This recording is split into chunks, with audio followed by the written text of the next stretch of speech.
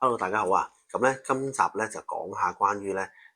坊間咧有啲叫洗冷氣機嘅噴霧，咁就噴落個蓋嗰度，係啦，咁跟住咧就可能會有啲 bubble 啊咁樣，跟住咧就佢會自動咧就清洗咗咁樣。咁呢對於呢一樣嘢咧，咁啊有咩睇法咧？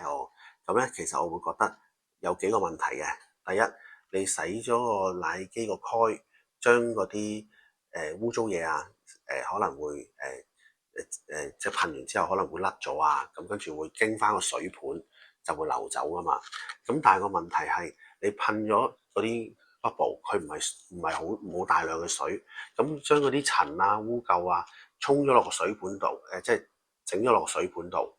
咁跟住佢又冇水沖走，就會積喺個水盤度。咁咧會唔會導致到將來你真係洗機或者佢哋積得多嘅話會滴水咧咁樣？咁同埋咧你又冇沖走嚇，咁會唔會造成咗問題咧？咁呢個第一個大問題啦，我覺得就應該唔係咁好嘅其實。咁第二咧就係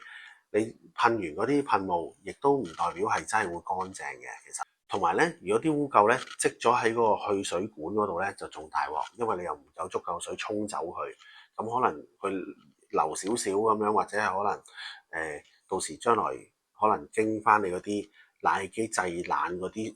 一滴滴嗰啲，即係好嗰啲少量嘅水，慢慢將啲污垢沖去水管嗰度咧，啲水流唔夠多咧，可能將啲大量嘅污糟嘢咧就塞喺嗰個去水管度，咁好容易造成淤塞嘅，俾我感覺係。咁所以咧，我會覺得咧。冷氣機噴霧咧，可能只係治標不治本，或者係甚至乎可能係做到一啲好皮毛嘅嘢，未必可以做到達到呢一個真係清洗咗冷氣機嘅功效咯。如果各位朋友有任何家居上嘅問題咧，可以隨時 WhatsApp 我啦，或者 email 我嘅，咁我會盡快咧就會做翻啲短片分享翻俾大家，或者係直接覆翻你哋嘅。